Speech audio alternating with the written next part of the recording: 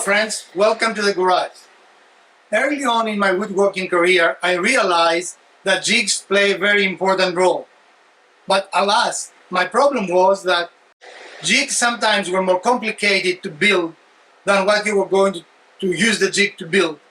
So, and also if you're working in a small space like garage, like I do, having 3 or 4 or 5 jigs that they're essentially the same simply takes too much space. So I start thinking, and this is just a proof of concept, how can I combine jigs to do more than one thing when I need them?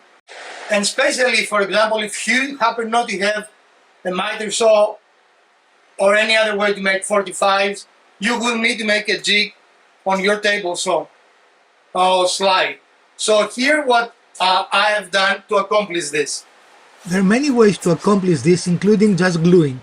So use whatever method you're more comfortable with and works for you. Do not worry about it. So these are not screws, they're actually nuts, but we're going to drill them into this wood,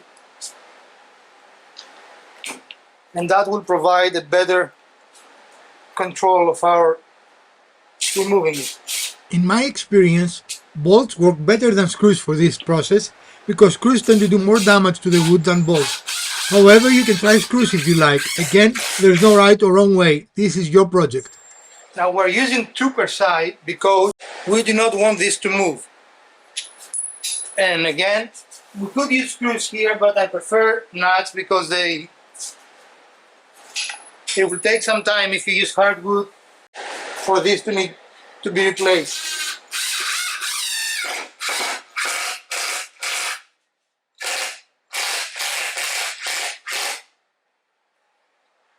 And it is clear underneath, it doesn't create any problems.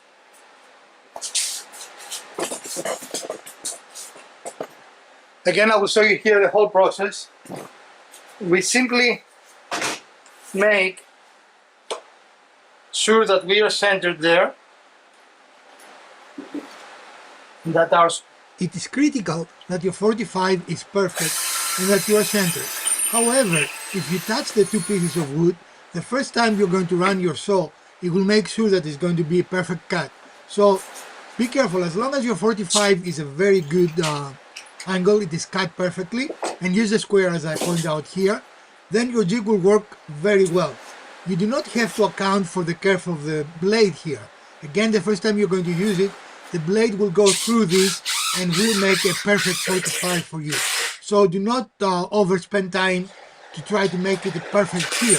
Just make sure that your 45 degrees are cut correctly, and then it will self-center. If I was to build this jig again, I will use 3 bolts. So I will ensure there is absolutely no movement, especially on the corner. You can of course use more than 2 bolts, and so you will see these are the bolts I'm using. I'm not using screws. And again, you can use more than 2, but I don't think there's need for more than 2. And now we have a multi-purpose saw. In this configuration, we can cut ankles both inside and outside. And I'm going to show you how I did it, but I simply made sure that we have a perfect 45 there, and you can see it on the saw. And then, using simply bolts without nuts underneath or anything else, just the bolts. And I used 2 saw. You can see this doesn't go anywhere. This is very steady. So, as you can see, this is in essence a sled, and most of the 45 cutting jigs are sleds. But then because they have a permanently attached device on them, you need 2 of them.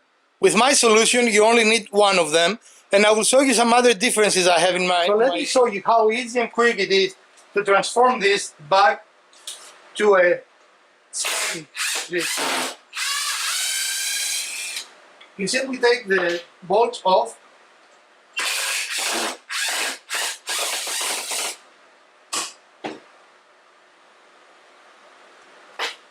You can also use the sled by removing one of the 45s and still make a nice 45. You do not have to have both attached, and if I was to redesign it, I will only put one side. You really don't need 2. And for ease of reattachment, I'm simply marking two lines here. You don't have to do that, but it just makes things easier. It is very interesting how, by reviewing the video during edit, my ideas crystallize and I can see how I could have done it better. Maybe I will be another one with all the improvements I figure out simply by editing this video. And now we're back into a normal slide. Now you're going to notice a couple of differences with my slide. First of all, I have the writing knife left on instead of removing it, and that is to help me being even more safe, even with a jig. And I want to show you a couple of different things that I've done in my sled here. First of all, my runners are actually metal, not pieces of wood. And I did that because my table is metal. Metal is a little more stable and it doesn't wear over time. And this is something you're going to be moving back and forward into the two slides a lot. I believe that this will give you much more longevity.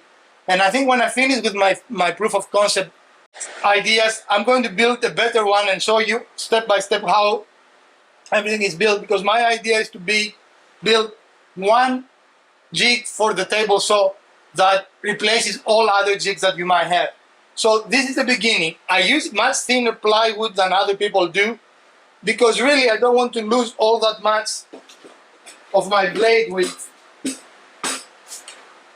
I think that is a total waste. And I want to show you how easy this goes back in. There you go. Now, let me take you a little closer to show you. Hopefully you can see the lines that I've drawn, that they are used as the guides to make this jig 45-degree cutting angle jigs. So it will be easier if you have the blade out, because we use the blade to align the 45 pieces back together. So by raising the blade, it makes our job easier, since by using the blade and the lines we drew, we can always have a perfect alignment every time. That's the wrong one. Something I didn't do that it's a good idea, now that I think about it, is to delineate the side. So this is my left one and right left, because the screws were just done visually, so they are not in the same pattern on both sides. And you can clearly see here that once we place one screw, and we can lift the board to let us see exactly where the opening is, but once we place that, then we can rotate our piece, and by aligning it with our blade, which is why we have it up, we can have a perfect alignment, and then the second screw will go in much easier and will give us no problem in aligning the jig once again. And there you go.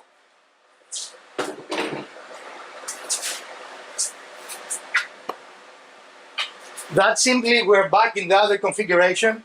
It takes but moments to do this, and if you use your lines, you won't miss. Again, this is a concept, a proof of concept, so it is not perfected, but the wood I will be using the final product will be a hardwood. This is a softwood.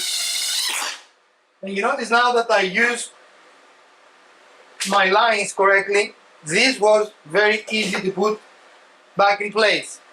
Of course, you can also use inserts in the bottom part of the sled to attach your screws for a more permanent and wood protection system. However, I still don't think it's necessary. So there you go. And let me take you a little closer to see more detail. And see how easy that is. Now this protrudes behind the sled and actually makes the sled even stronger. You could potentially put even a third screw there, and I will probably do that in order to make this whole jig even more rigid than it is now. And I think I'm going to actually do that, so it always stays closed. And you see how tight that is. This is a very good jig. The angle is perfect, and it is a good idea because I think it improves on a jig that you should have, especially if you don't have a lot of tools. Alright friends, I hope you enjoyed this short video. This is the beginning of what I want to call the Swiss Army jig project. Now we have a 2-in-1 jig that is very useful as it is, but I plan to continue expanding its use and ultimately make it a multi-purpose jig that even the beginner woodworker can build. If you did like today's video and you did like this idea, please smash the like button. If you didn't, the other button works as well.